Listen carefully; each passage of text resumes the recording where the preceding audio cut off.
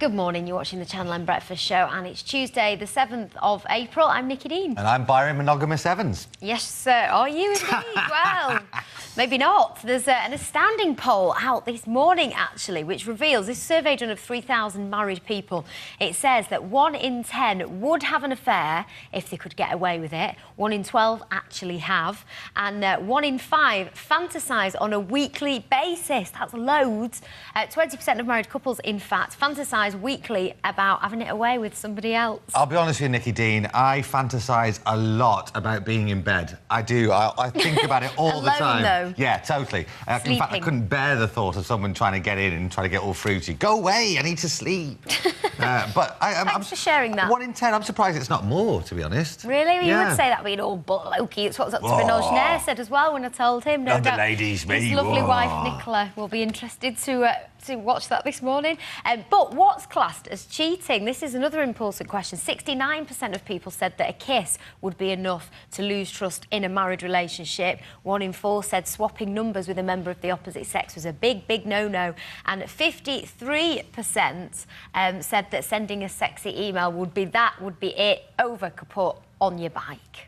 Well, I think you've got to... I think... Because the thing is, if you give any ground early doors, then all of a sudden you're opening the floodgates to all sorts of devious behaviour from your other half. Absolutely. There's nothing worse than being let down by someone you've put your trust in and then for them to do the dirty on you. Well, I would agree, even though there was a hint of sarcasm in your voice there. Why don't you get in touch and let us know what you think? What do you think is classed as unacceptable behaviour in a committed relationship? breakfast@channelm.co.uk, or you can text us to 881. Should we bring flogging back to adulterers?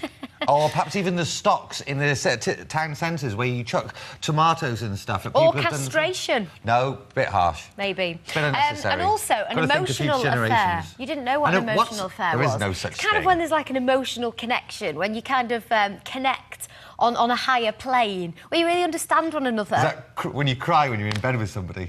Could be, yeah, that could be classed as an emotional affair. But 63% said an emotional affair where people connect, and I suppose you can't stop thinking about them rather than the physical desire, is more heartbreaking than somebody actually going through with the dirty deed. Kind of like when I was 14, you used to think about Janet Jackson a lot. Little bit. Janet Jackson. Mind you, you're, what, about 65 now, yeah. So all that time ago. Yeah, she would have been in a prime then, wouldn't she?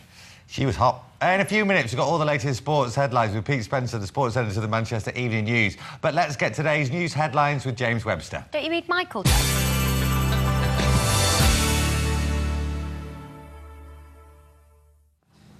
Good morning. These are Tuesday's main headlines. 11 members of a violent gang that brought murder to Manchester streets will be given long jail terms later.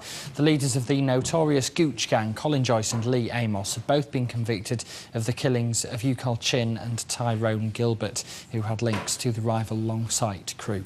Another 9 men have also been found guilty of a range of offences. They'll be sentenced at Liverpool Crown Court. Greg Davis has worked with criminal gangs. He's not convinced the verdict will remove gangs from the streets of Manchester.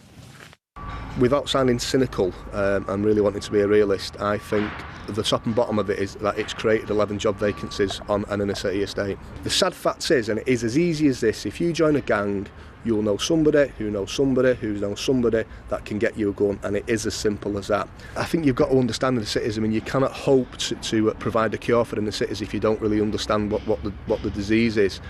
The role models for the youth of inner city estates now are unfortunately the 11 people that stood in the dock. Pubs and clubs in Oldham could soon be forced to bring in post office-style queuing systems. It's one of the ideas being considered to change the way they operate controversial drinks promotions. Tokyo's is one of 22 having their licences reviewed after it hit the headlines earlier in the year for having an all-you-can-drink for £5.99 deal.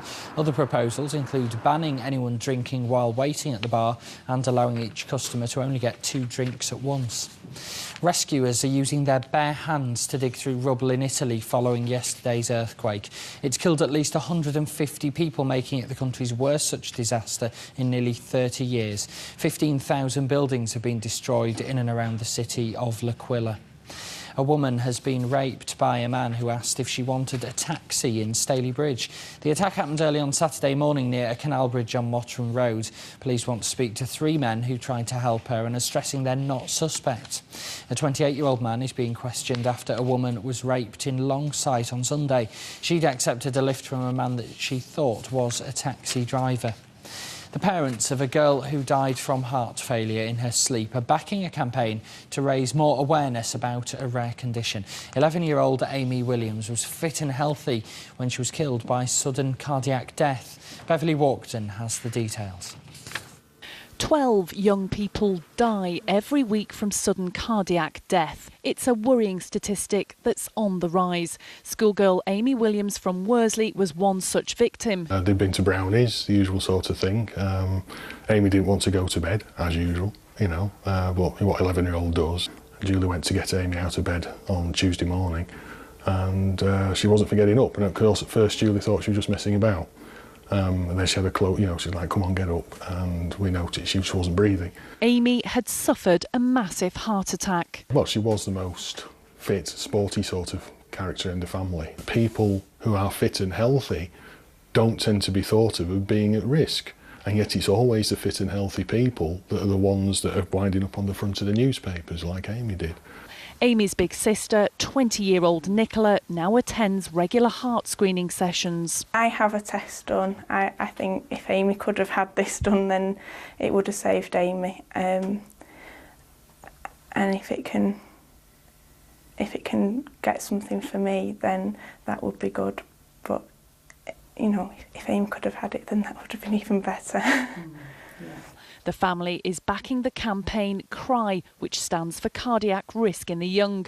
They're calling for heart screening for those under 35 years old. What we want to see is that more fit, active children are screened so that this will not happen. And ultimately, perhaps, that it's done on a routine basis in the same way as children have injections and things. How and why this condition takes young lives remains a mystery, but families of victims are adamant that more should be done to screen all children from an early age. Beverly Walkden for Channel M News. Almost 1,500 people have now complained to the BBC about a remark made by presenter Claire Balding to the winning jockey in the Grand National. She made fun of Liam Treadwell's teeth in a post-race interview and told him he could afford to get them done with the prize money. She's now apologised. That's it from me for this morning. I'll be back at 12 noon with the Channel M lunchtime news. And don't forget, Andy Crane's here with more from 5 tonight. Now, though, here's Byron and Pete with the sport.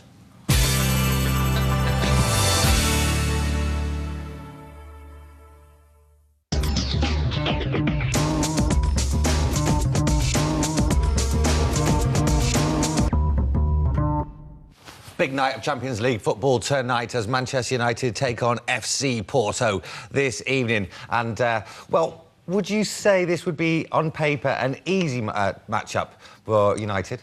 Well, I remember when the draw was made, that's how it was interpreted by the pundits, and that's the case. It is the easiest game. They couldn't have asked for better than this to play Porto, and avoiding Arsenal, Chelsea and Liverpool. It is a bit of a cliche that there are no easy games in football, but are there any easy games, especially in the Champions League, the upper echelons that they are? Well, I think at this level it's the best they could have hoped for this game, and he's bringing his big guns back tonight, so it should be, I do predict a United victory. Well, Sir Alex Ferguson certainly thinks it's going to be a tough night tonight, as we caught up with him at the press conference at Old Trafford. Cristiano said to me when we got the draw, it's a difficult game, this, because I think we know the experience of Porto. When a team wins its championship every year, like Lyon for instance, when you get in a European tie, you're playing a team with great confidence, you know, because of their supremacy in their own league and country. And that's exactly what you're faced with Porto. They win their league every year, and they evolve the team quite a lot. They sell players, but they bring in Argentinian players, they bring Brazilian players in, and it carries on and carries on. We've watched them now, we've watched the Arsenal games and the Atletico Madrid games, and they're a difficult side. So then, Pete, how important is that young man sat next to Sir Alex going to be tonight? Well, very important. I mean, it's for once he's not centre of attention, is it? It's more switched towards Machado. He'll probably be on the bench. and Ronaldo is a good pal of his.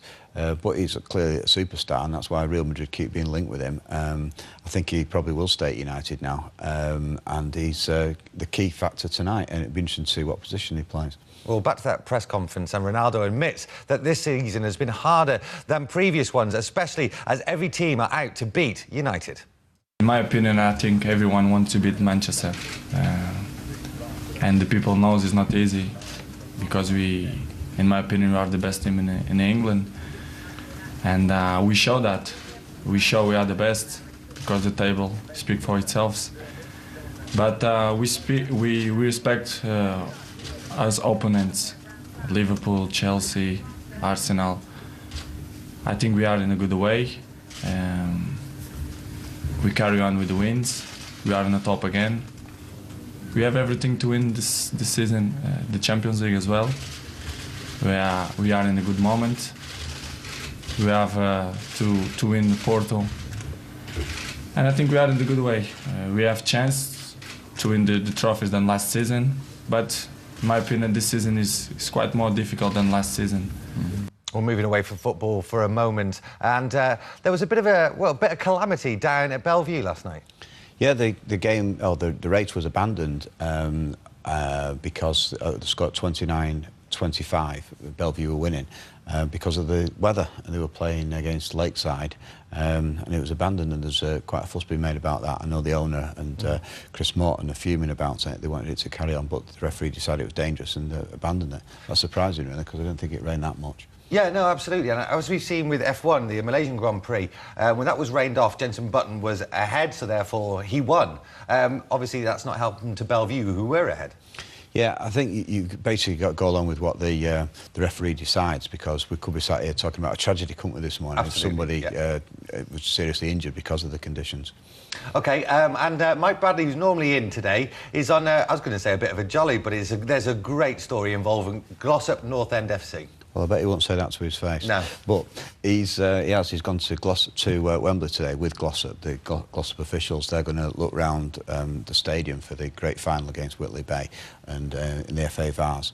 And they'll be basically probably assessing one thing, whether there's enough room for all those Glossop fans to fit into Wembley. Yeah, they'll be finding out their ticket allocation as well, because, of course, the final takes place on May the 10th at Wembley. So we'll let you know as to what the allocation is and old tickets and the like. And I'm sure Mike will be back with plenty of tales to regale. Now for a short break, coming after which we'll have a fun idea for the Easter weekend, plus our hair makeover reveal. Don't you dare go anywhere. Snip, snip.